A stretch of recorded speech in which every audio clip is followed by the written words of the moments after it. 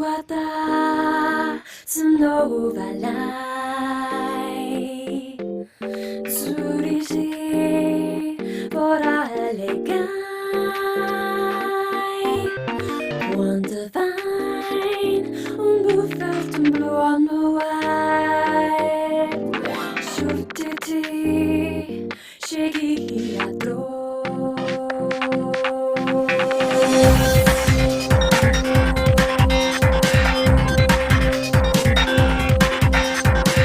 Feels good to be talking about Yoko Taro games again. Feels like it was so long ago. Now, I promised I'd look at Nier and analyse it to the best of my ability back in the end of my Drakengard free analysis, where I stated I'd take a look at it when Nier Automata got a release date. Well, good news, family and friends!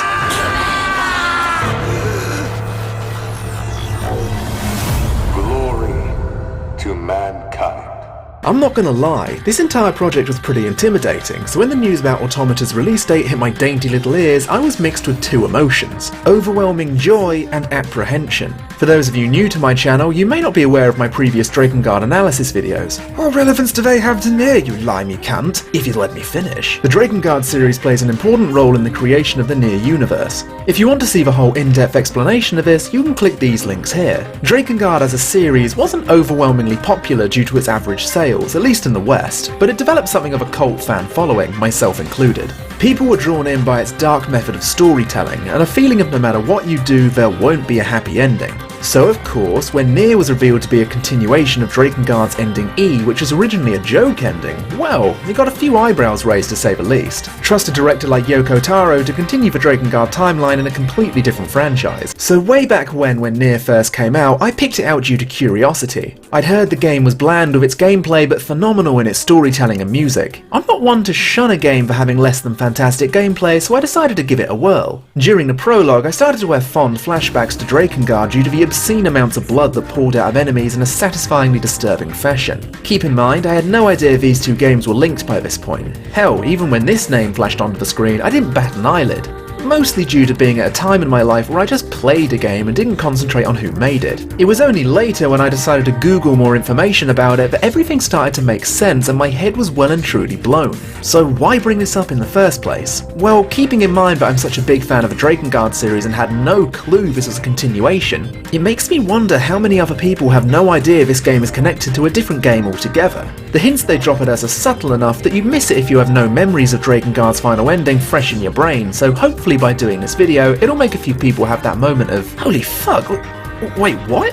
From the get-go, Nier presents us with something strange before we even start playing. This is mostly common knowledge, but Nier was split into two games. In Japan, there's Nier Gestalt on the Xbox 360 and Replicant on the PS3. In Gestalt, you play as an older man looking after his daughter, whereas in Replicant, you're a younger man looking after your sister. The West, not being able to comprehend sexy boys, got Gestalt both on the 360 and PS3, leaving Replicant exclusively to the Japanese. But that didn't stop little old me from getting my slimy degenerate hands on it, and other than the character's age, there's honestly no difference from title to title. If you want to play as a father to a young girl, play Gestalt. If you want to play as a brother, play Replicant. The plot stays exactly the same, so don't worry about missing anything important to the story. On a personal note, I feel like playing as Papa Nier is a more compelling experience than the brother. Whilst I massively prefer the design to Brother Nier compared to Gollum, the struggle of a father trying to keep his daughter alive is a much more compelling narrative than a brother and sister.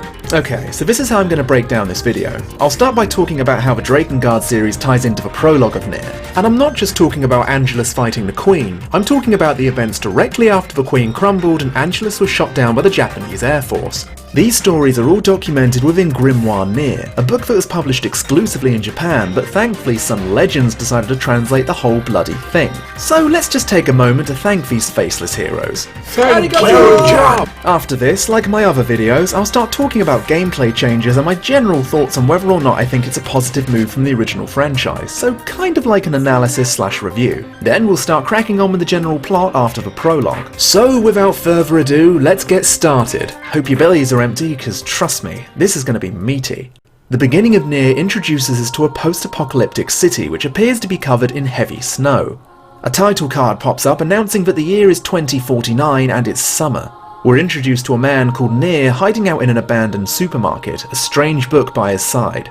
The book seemingly talks to him, but he's having none of that voodoo shit. Get out of here! Shortly after, he's alerted to danger as we're introduced to the primary antagonists. The creatures, known as Shades, attempt to attack us, but we dispose of them pretty quickly. It's now that we're introduced to Yona, a central driving force in the plot whose importance will be explained as we dive further into the game. After the Shades appear for round 2, Nier tells his daughter not to touch the book under any circumstance. Guess what happens? Guess what fucking happens? Nier fights off the gathering Shades with the assistance of the mysterious book. I need to protect Yona.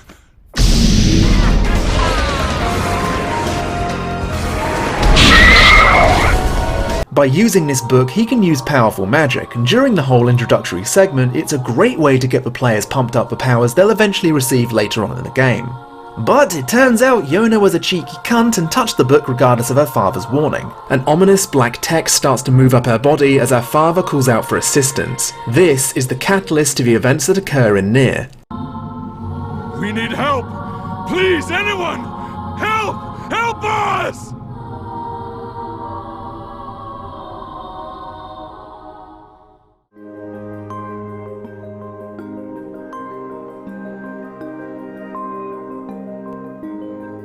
Wait, what the fuck? What the fuck? I don't understand. Alright, I'm off. Why? Right, now before we jump into what VHE double hockey sticks is going on here, I said I'd try and explain how Drakengard links into this intro. On June 13th, 2003, a young prince named Kaine and his dragon Angelus were transported from their world of Midgard to Tokyo, taken there by a monolithic entity known as a Queen Beast in an attempt to save their own world from the Queen and its army of watchers, grotesqueries, angels, giant flying demon babies, whatever they're called. They engaged the mind-destroying song of the Queen and came out triumphant, causing the Queen to break down into an element unknown to Earth's science. Angelus was also taken out by the Japanese Air Force, causing her body to slowly deteriorate into the same substance as the Queen. This particle would eventually be called Meso, otherwise known as demonic element. Shortly after this, a small minority of people within the Shinjuku ward in Tokyo started to come down with a fatal disease known as white chlorination syndrome. It got this name due to the fact that people who caught it would chlorinate, their bodies eventually becoming pillars of salt. Some people, instead of chlorinating, would turn berserk and begin attacking people. The reasoning behind this is a little, you know the drill. People who came in contact with particles from the Queen were forced into a pact with a quote-unquote god. Who this god is, no one knows, but it's assumed to be the leader of the Watchers or possibly another queen. This god gives the infected two choices: make a pact and become a mindless red-eyed monster known as a legion, or reject it and die, turning into salt in the process. So basically, you're fucked either way. So when I was talking about this post-apocalyptic city being covered in snow, that isn't snow. When an infected individual chlorinates, their body will eventually crumble in the same fashion as the Queen Beast, their salty remains floating into the sky and eventually falling as what appears to be snow. During this whole fiasco, a wall was erected around Shinjuku known as the Wall of Jericho. This was used in order to keep the Legion from spreading around Japan or possibly the rest of the world. The government and troops, however, were alerted to a certain individual who was seemingly leading the Legion. This individual was named Red-Eye, and only 5 years after the Wall of Jericho was erected, Red-Eye led his berserk troops and destroyed the wall. Reports say it was destroyed from the inside, many hearing a sound that resembled the song of the Queen. Now, in Grimoire Nier, there's a picture of Red-Eye. You may not notice it at first glance, but there's something oddly familiar about it. Holy flipping moly! This hasn't been confirmed. However, the similarities are just so damn apparent, I'm going to go out on a limb here and say that Red-Eye is Kaine. This isn't official, remember, but considering how they never find his corpse, it's a very likely possibility. Question is, if it is my boy Kaine, how did he turn into Red-Eye? Is it possible to make a second pact? I guess we'll never find out for sure, unless Automata expands on this. During all of the havoc now slowly crawling its way through Japan, an uneasy military alliance with America is forged, despite warnings from other countries. Through this alliance, the idea of nuking Shinjuku is brought up, and despite opinions in Japan being varied, the rest of the world seemed to be perfectly fine with reminding Japan about the overwhelming power of the glorious US of A. Kaboom! The bomb is dropped! Shinjuku's destruction is heralded as a second Hiroshima tragedy, and before too long, even more nukes are dropped all over Japan, leading the country to become, and I quote, a scorched earth. By this point, Legion has been reported as being completely wiped out across Japan, so you'd think all of our problems would be over, right? Right? Well, guess again, because by nuking Shinjuku and most of Japan, this caused the remnants of Legion to be thrown into Earth's atmosphere, making its way to China, one of the most heavily populated countries on the planet. Oh dear. As it would turn out, the disease is quite similar to a zombie infection, if that gives you a decent idea of how it works. But wait, I hear you cry, saliva frothing at the mouth. Whatever happened to Angelus? Did her body burn up as it fell to the ground? Boy, that's an answer I'd sure like to know. Well, I guess I have no choice, you cute little fuck. When I first saw this scene, I was positive Angelus burnt up. I mean, with the amount of dandruff that's falling off her, you'd kind of assume that for yourself, I'm sure. Well, that's not necessarily the case. Angelus did plummet all the way to the ground floor, her corpse still intact, and this was taken away by military scientists for further experiments. After many years, they finally had a breakthrough. Angelus's corpse was proof of a multiple world theory, which states there's another world in a different universe or dimension. During research on this multiple world, an attack was commenced on a top secret facility. Angelus's corpse was stolen, but by who? Not even the grimoire covers it, but it states religious groups on North America were possibly behind it. This particular line interests me a fair bit. Reporting on the incident becomes unclear and then stops completely. Why did it stop completely? I'm hoping, praying that Automata expands on what happened to Angelus's corpse as one of the few important details that isn't covered completely within the grimoire. I've read a theory that these two Automata characters, Adam and Eve, might have a connection due to Eve's cult tattoos and both of their red eyes and draconic armour. But at the moment, theorising is all we can do, and I don't want to date this video in any way. After this, well, there's still a lot of information I need to get across, but I'm not going to drop it all at this moment. After all, there's still a few surprises I want to keep for later, and where's the fun in just spoiling it all now? So the prologue is over, and whoa, we're taken thousands of years into the future where Papa Nier is somehow wandering around. And Yona is alright?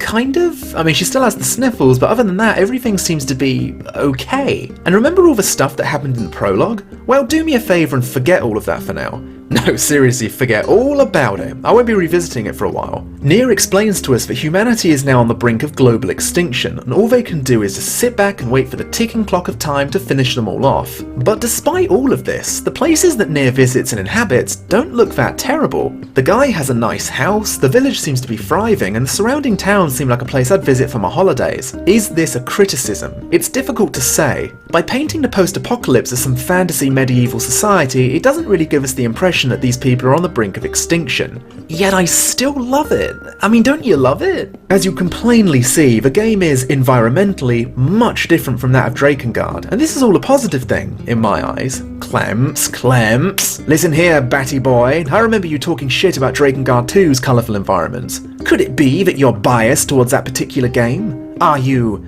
a hypocrite? No! I feel like part of the reason I'm okay with this is its change of world and, heck, franchise. My issue with Drakengard 2's sudden change in environment was down to making Midgard look more like an average family-friendly location, whereas in reality it's anything but friendly. In Nier, the location is Earth, so it would make sense the world is a little more bright, despite what Grimoire Nier has told us about what happened over 2,000 years ago. Admittedly, I love how everything looks, but you think you could turn down the glare a smidge? I'd kinda like to see the game I'm playing.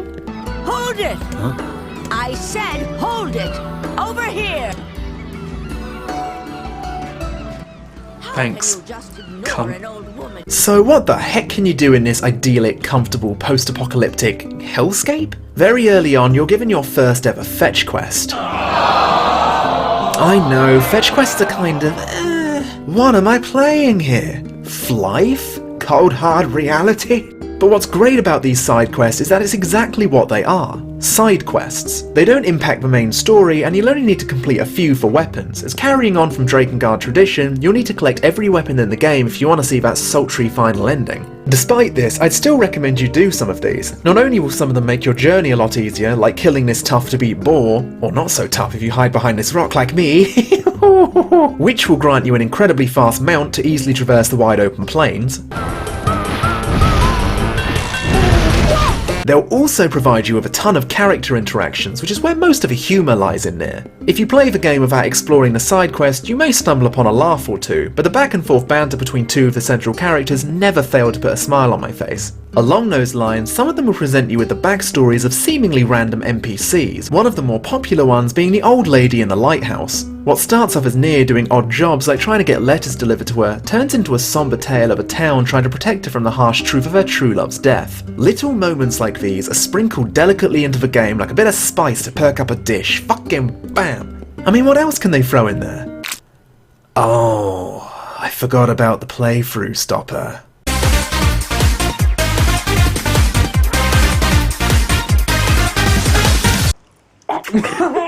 Friendly tip to anyone playing the game for the first time.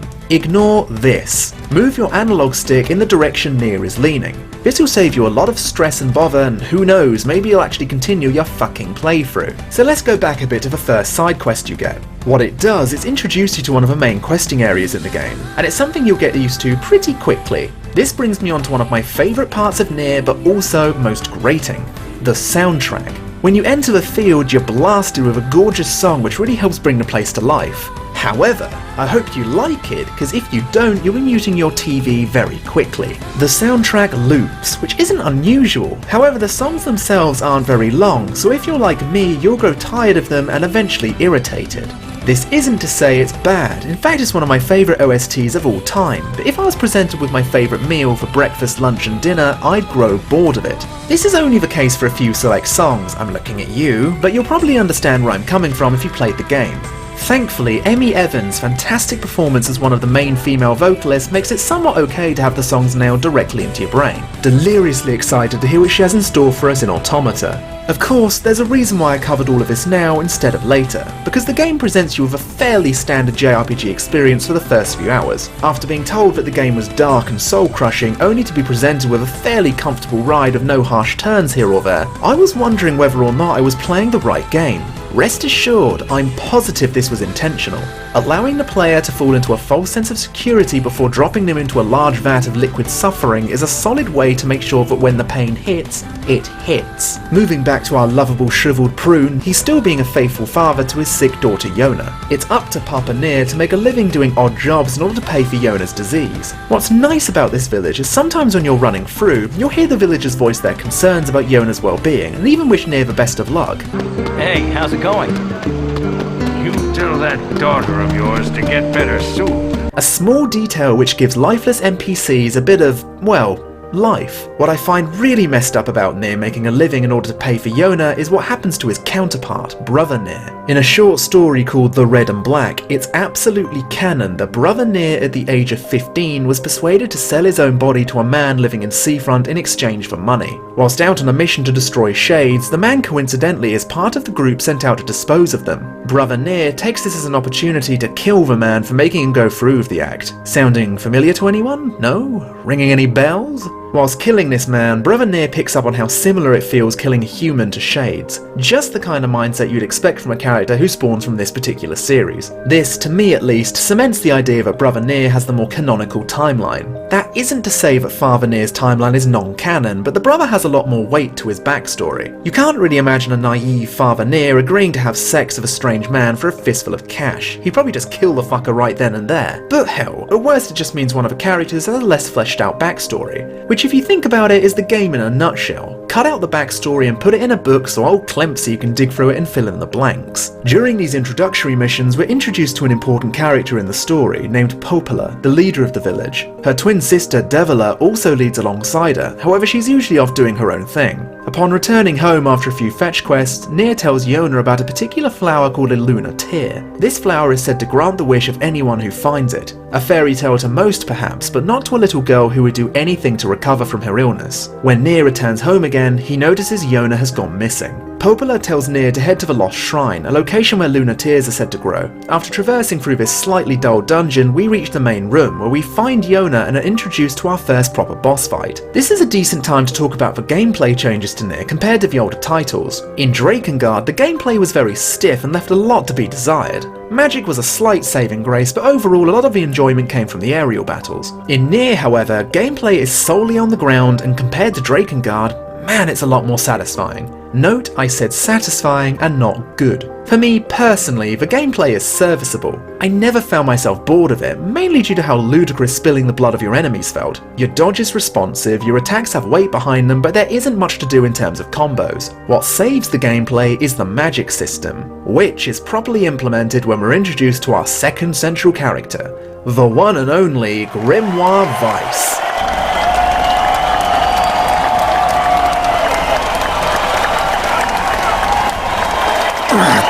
Stop! For the love of all that is holy, stop pounding me! Not only is Weiss... You will refer to me by my full and proper name! Fuck you. Not only is Grimoire Weiss a legitimate good source of comedic relief, he also helps you utilise magic. See, Nier doesn't really use magic, it's more like he channels it through Weiss. Magic can range from Wicked Weave fist attacks that are shown in the opening. There are your basic magical projectiles which can be used to counter enemy magic, which opens up a whole new form of gameplay which is kind of unique to Nier. Or at least a game which practices action combat. It kinda turns into a bullet hell, which is fine. I mean, I love bullet hell games. It just definitely feels like it needs a lot more polishing. There's my personal favourite, which ironically requires the least amount of work. It just looks hella flashy and gives off the false impression that I'm good at games. Weiss, wouldn't you know it, managed to get amnesia due to being broken out of his stasis a little too roughly. A good excuse for us to gather magic instead of having all of them presented to us in the start, and it leaves for some decent plot twists along the way. When we take down the boss guardians Hansel and Gretel, we rescue Yona and escape the shrine before the door crumbles. She laments not being able to find a lunar tear, and much to Nier's horror, the black scrawl starts to slowly move up her arm, causing Yona to be bedridden yet again. Nier and Weiss have a heart-to-heart about Yona's disease, and Weiss brings up the fact that if he had means of curing her, he would. A nice little line to show players that Weiss isn't just a stick in the mud. He's a grumpy old book with a heart of gold. Nier goes to speak to Devola, who notices something interesting about our new floating friend. Wait, you're Grimoire Weiss? Oh, that is so cool! He's the white book mentioned in the song I was singing. When the great black book, Grimoire Noir, plunges the world into chaos, the white book, Grimoire Weiss, will appear with his sealed verses. He will then vanquish Grimoire Noir and restore harmony to the world. Or so the legend goes. Hold on. If this is the Grimoire Weiss, the holy book from legend sent to defeat an ancient evil, why on earth is this your response? Oh, that is so cool! It's like if Big Man J dropped down to shame me on my fascination on the human butthole, and all I have to say is, Holy moly! Nier gets it into his head that because Weiss can essentially cure all evil as long as he has all of the scattered sealed verses, the assumption is if he gathers all of them, Yona has a chance of being cured. I mean, what other alternative does he realistically have? Popola gives us a lead despite her slightly apprehensive attitude at one of her villagers chasing shadows, so we head to a village called the Eyrie, a village which has closed off trade routes with other villages due to the fear of the outside world and, well... Go away! Just being a bunch of prats, really. After being told to essentially fuck off by the village chief, we head off, but not before we're rudely introduced to one of my favourite characters in all of Taro's work. Hands off the flowers. That's, quite the outfit. Is she a shade?